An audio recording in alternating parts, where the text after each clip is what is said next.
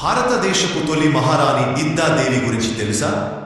గజనీ మహమ్మద్ను భయపెట్టిన ధైర్యశాలి భారతదేశ చరిత్రలో ఎంతో మంది మహిళలు ఎన్నో గొప్ప పదవులు అలంకరించారు. ఎందుకు గజనీ మహమ్మద్ని భయపెట్టాలేక పరిపాలించి గజనీ మహమ్మద్ని సైతం తన రాజ్యం వైపు చూడాలంటే భయపడేలా చేసిన మహారాణి దిద్దా దేవి గురించి ప్రజలకు తెలిసింది చాలా తక్కువ.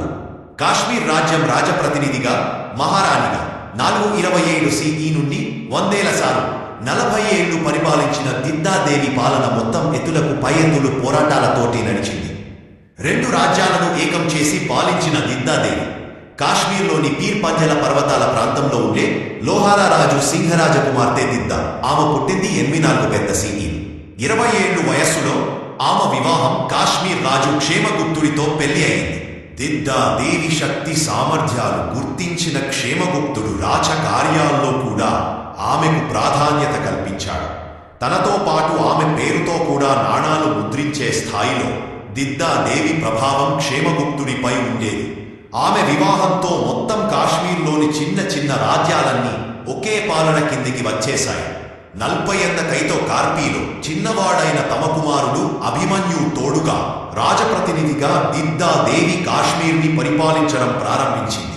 సహజగానే కొంతమంది మంత్రులు సామంతులు ఆమెకు ఎదురు తిరిగి సింహాసనాన్ని హస్తగతం చేసుకోవాలని చూశారు.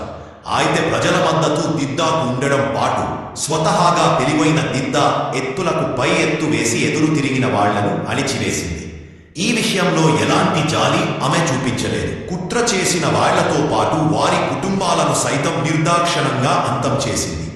అంతా బాగుంది అనుకున్న సమయంలో 98లో అభిమన్యు సైతం చనిపోయాడు. అతని కుమారుడు నందిగుప్తుడు కూడా చిన్న పిల్లోడే కావడంతో అతని తరఫును కూడా దిద్దీదేవి రాజ్యపాలన చేసింది.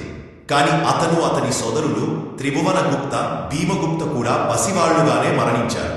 దీని వెనక అంతపుర కుట్రలున్నాయని కల్హనుడు రాజతరంగిణిలో పేర్కొన్నాడు.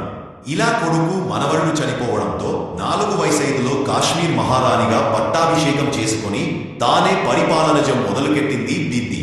తన సన్నిహితుడు ప్రధానమంత్రి తుంగ కు కలిసి 45 CEలో 79 ఏళ్ల వయసులో ఆమె మరణించేంత వరకు కాశ్మీర్ని పరిపాలించింది. శత్రువుల విషయంలో చాలా క్రూరంగా ఉండేది. అందుకే తర్వాతి కాలంలో చరిత్రకారులు ఆమెను రష్యాను పరిపాలించిన క్యాథరిన్ ది గ్రేట్తో పోల్చారు. ఆమెలోని ఈ లక్షణం కాశ్మీర్కు మరో విధంగా మేలు చేసింది. కాశ్మీర్ వైపు దండెత్తడానికి భయపడ్డ గజని భారతదేశంపై దండెత్తిన గజనీ మహమ్మద్ ఎంత నష్టం చేశాడో చరిత్ర చెబుతుంది. కానీ అలాంటి వాడు సైతం దిద్దాదేవి రాజ్యంపై దాడి చేయడానికి భయపడ్డాడు. కారణం అప్పటి చీనా సహా చుట్టుపక్కల రాజ్యాలతో సత్సంబంధాలు ఏర్పాటు చేసుకున్న దిద్దా కాశ్మీర్కి వెళ్లే మార్గాలు అన్నిటిలోనూ రక్షణ ఏర్పాట్లు బలంగా చేసింది.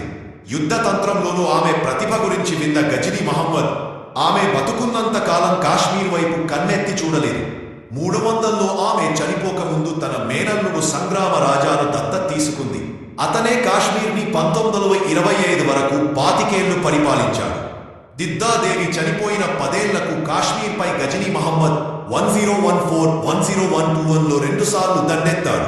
కానీ ఆ 2 సార్లు విపరీతమైన సైనిక నష్టము జరిగి వెనక్కి వెళ్లిపోయాడు. దీనికి సంగ్రామ రాజా పోరాటంతో పాటు కాశ్మీర్లోని భీకర వాతావరణ పరిస్థితులు కూడా కారణం. ఆ తర్వాత గజనీ మహమ్మద్ మళ్లీ కాశ్మీర్ వైపు కన్నెప్పి చూడలేదు. ఆ తర్వాత కూడా దిద్దా స్థాపించిన లోహారా రాజవంశం మరో 300 ఏళ్లు అంటే 320 CE వరకు కాశ్మీర్ను పరిపాలించింది.